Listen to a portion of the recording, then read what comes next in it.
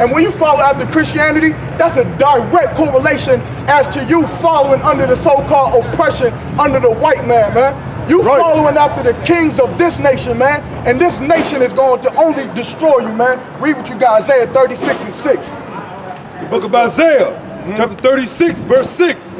Lo, thou trustest in the staff of this broken reed. Lo, thou trustest in the staff of a broken reed.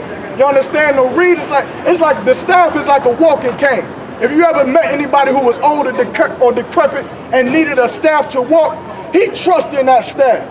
He trusts that when he go up to take his first step in the morning, that staff will not break or tip over and let him fall down and break his arm, leg, or ankle. You understand? He trusts in that staff to keep him up. Keep reading.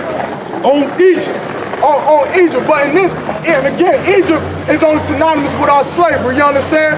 That's why they call this the daughter of Babylon, and that's why you see America being called Egypt, because just like we were enslaved to Egypt, and we trust in the kings of Egypt, we enslaved in America, and we trust in the kings of America. But this staff that we trusted in, this king that we trusted in America, as a broken reed. Meaning the handle of the staff is broken. You understand? And we're gonna show you more evidence according to the Bible what happens when you trust on that broken reed, man. When you lean on it. Keep reading. Whereon, if a man lean, it will go into his hand. When a man lean, it'll go into his hand. That is the life of blacks, Hispanics, and Native American Indians. That is exactly what happened in Charleston, South Carolina with Dylan's Ruth Storm. That's what happened when we trust in the government system, the public funding. That's what happens when you trust the so-called oppressor, man. That staff is going to pierce you. It's going to murder you. It's going to rape you. It's going to lie to you. And it'll annihilate, destroy you, and put you in ghettos until everything you ever know is desolate, man. Read that one more time, huh? The book of Isaiah, chapter 36, verse 6. Lo, thou trustest in the staff of this broken reed. Let me tell you something, black and Hispanic, man. The problem is not that we trusting in a king. The problem is we not trusting in the right king. We out here voting for Donald Trump. For what? We out here voting for Hillary Clinton. For what? When blacks, Hispanics, and Native American Indians already have a king. We've already got laws and statutes and commandments that we have to follow. We've already got our ancestors and our culture and our garments and our spirit, man. But we've been trusting in someone that's led us astray. You understand? That's wanted to destroy us from the beginning. Keep reading.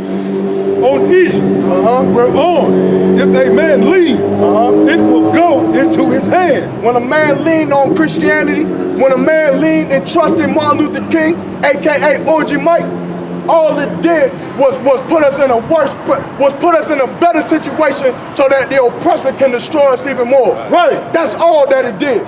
If you've ever seen the Boondocks, you understand, a lot of us watch the Boondocks, you remember the episode when Orgy Mike came back to life. And what did he do? He walked inside the neighborhoods and the ghettos, and what did he see? Did he see his dream work? Did his I Have a Dream work? Did his marches work? Did his belief work? His Christianity did nothing but make us whores, robbers, gangbangers, and destroyed in America. That's right. That's all his dream did, man. Martin Luther King's dream was a goddamn nightmare, man. That's right. And that's Christianity, man. You understand? Drop that. Give me Romans 13 and 11. You understand? But right now ain't the time to dwell on Martin Luther King.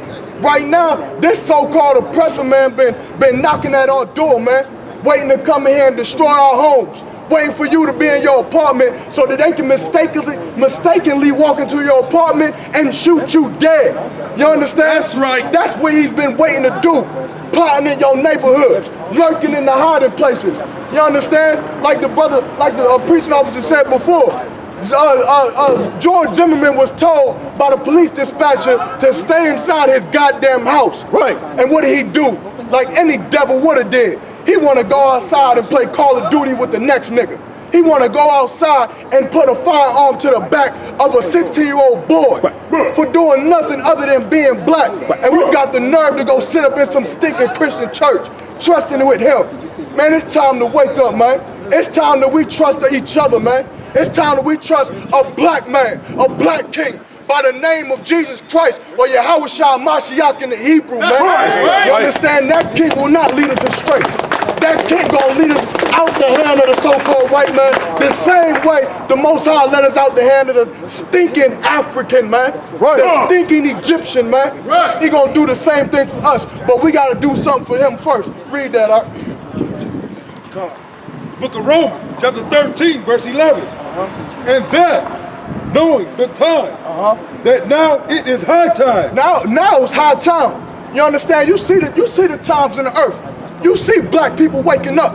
You see the destruction of our people coming full field. You see the governments. You in Durham, you see the ghettos. You in Durham, North Carolina. Then I know you see it firsthand. Don't look at this and think, oh, downtown is so beautiful. Downtown is so wonderful. Let me tell you one thing. Durham used to be a beautiful place. And guess what was it?